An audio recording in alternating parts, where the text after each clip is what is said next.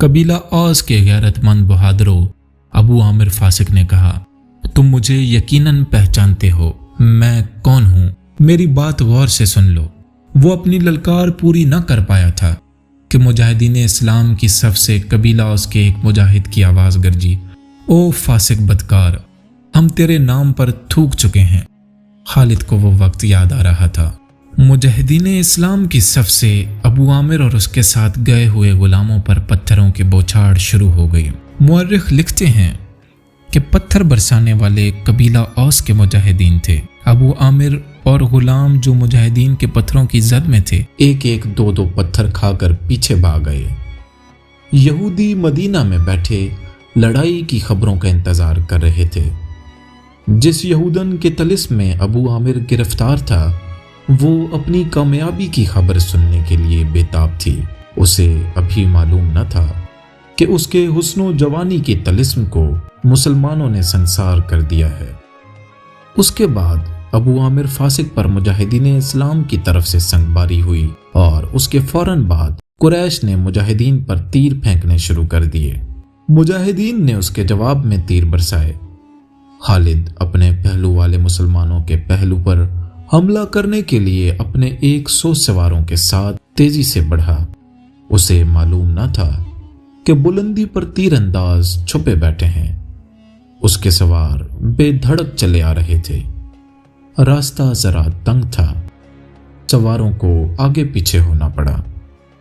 خالد سوچ سمجھ کر اپنے سوار دستے کو اس پہلو پر لایا تھا۔ اپنے باپ کی تربیت کے مطابق اسے بڑی خود اعتمادی سے توقع تھی کہ وہ ہلہ بول کر مسلمانوں کو اس پوزیشن میں لے آئے گا کہ وہ پسپا ہو جائیں گے، اور اگر جم کر نہ لڑے تو قریش کے گھوڑوں کے تلے کچلے جائیں گے۔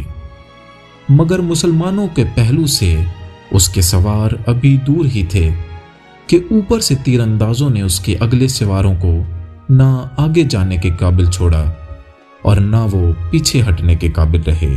ایک ایک سوار کئی تیر کھا کر گرا، اور جن گھوڑوں کو تیر لگے انہوں نے خالد کے سوار دستے کے لیے قیامت بپا کر دی۔ پیچھے والے سواروں نے گھوڑے موڑے اور پسپا ہو گئے۔ مورخ واقعی لکھتا ہے کہ عربی جنگجوؤں کے اس وقت کے رواج کے مطابق ایک ایک جنگجو کے لڑنے کا مرحلہ آیا۔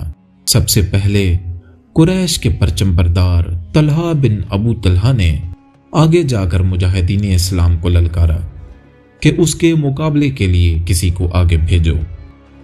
میرے دین کے دشمن حضرت علی رضی اللہ عنہ نے تند ہوا کے جھونکے کی طرح آگے آ کر کہا، میں آتا ہوں تیرے مقابلے کے لیے۔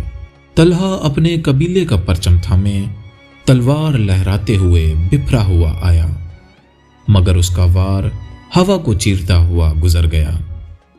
وہ ابھی سنبھل ہی رہا تھا کہ حضرت علی رضی اللہ عنہ کی تلوار نے اسے ایسا گہرا زخم لگایا کہ پہلے اس کا پرچم گرا اور پھر وہ خود گرا۔ قریش کا ایک اور آدمی دوڑا آیا اور پرچم اٹھا کر پیچھے چلا گیا۔ علی رضی اللہ عنہ اسے بھی گرا سکتے تھے، مگر انفرادی مقابلوں میں یہ روا نہ تھا۔ طلحہ کو اٹھا کر پیچھے لے آئے۔ اس کے خاندان کا ایک اور آدمی آگے بڑھا، میں انتقام لینے کا پابند ہوں۔ وہ للکار کر آگے آ گیا، علی میری تلوار کی کاٹ دیکھ۔ حضرت علی رضی اللہ عنہ خاموشی سے اس کے مقابلے پر آ گئے۔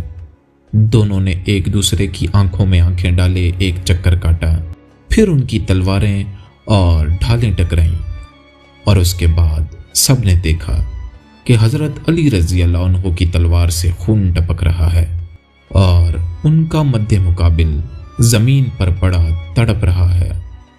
پھر قریش کے متعدد آدمی باری باری للکارتے ہوئے آگے بڑھے، مجاہدین کے مقابلے میں مرتے گئے۔ قریش کا سالار اعلیٰ ابو سفیان اپنے آدمیوں کو گرتا دیکھ کر غصے سے بے قابو ہو گیا۔ جنگی دستور کے مطابق اسے انفرادی مقابلوں کے لیے نہیں اترنا چاہیے تھا، کیونکہ وہ سالار تھا۔ اس کے مارے جانے سے اس کی فوج میں ابتری پھیل سکتی تھی، لیکن وہ اپنے آپ پر قابو نہ رکھ سکا۔ وہ گھوڑے پر سوار تھا۔ اس نے گھوڑے کو ایڑ لگائی اور للکارتا ہوا آگے چلا گیا۔ اس کی بیوی ہند نے اسے جاتے دیکھا تو اپنے اونٹ پر سوار ہو کر آگے چلی گئی اور بڑی بلند آواز سے گیت گانے لگی۔ ابو سفیان گھوڑے پر سوار تھا، لیکن اس کے مقابلے کے لیے جو مسلمان آگے آیا تھا وہ پیادہ تھا۔ تاریخ اسے حنظلہ بن ابو عامر رضی اللہ عنہ کے نام سے یاد کرتی ہے۔ ابو سفیان کے ہاتھ میں لمبی برچھی تھی۔ کسی کو بھی توقع نہیں تھی کہ تلوار والا پیادہ برچھی والے گھڑ سوار سے زندہ بچ جائے گا۔ ابو سفیان کا گھوڑا حنظلہ رضی اللہ عنہ پر سرپٹ دوڑا آیا۔ ابو سفیان نے برچھی تول کر پھر تاک کر ماری، لیکن حنظلہ رضی اللہ عنہ پھرتی سے ایک طرف ہو گئے۔ اس طرح 3 مرتبہ ہوا۔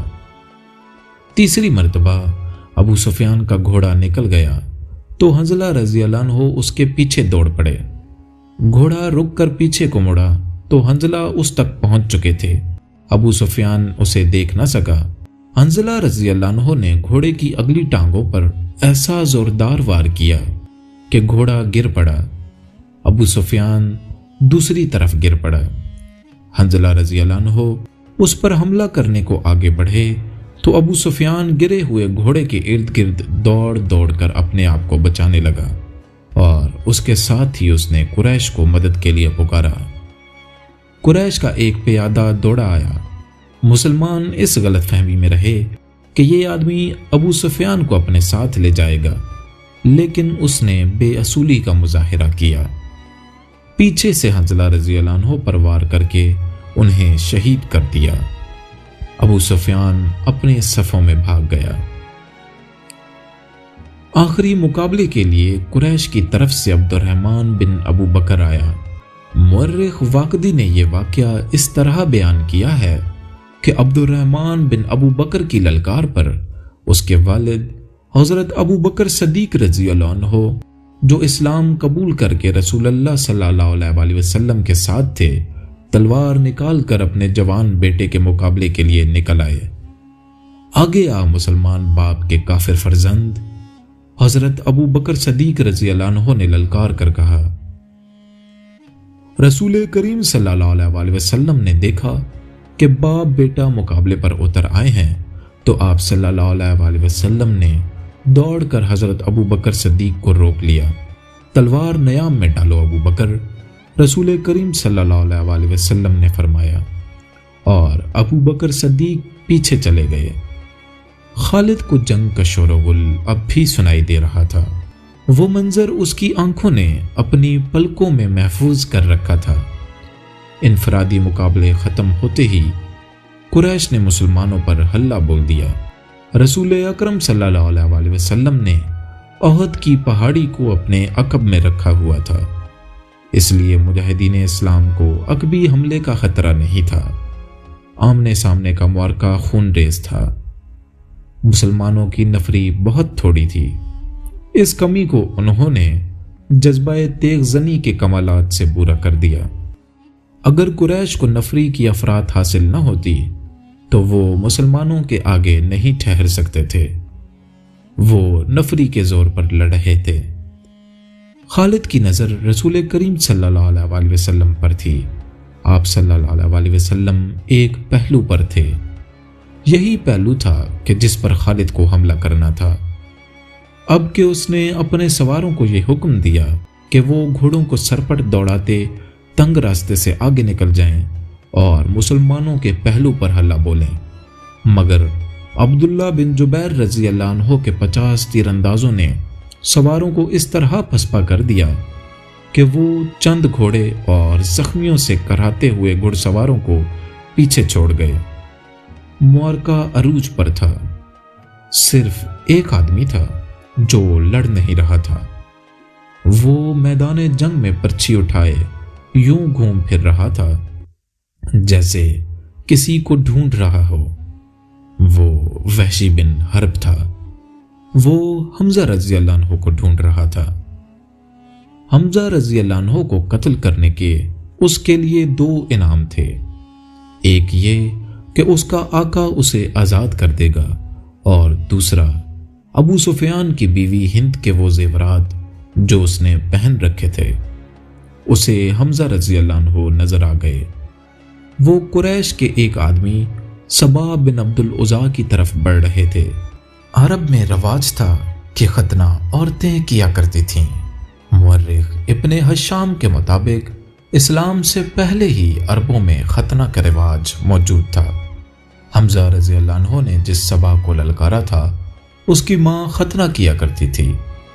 ختنہ کرنے والی کے بیٹے حمزہ رضی اللہ عنہ نے اسے للکارا، ادھر آ اور مجھے آخری بار دیکھ لے۔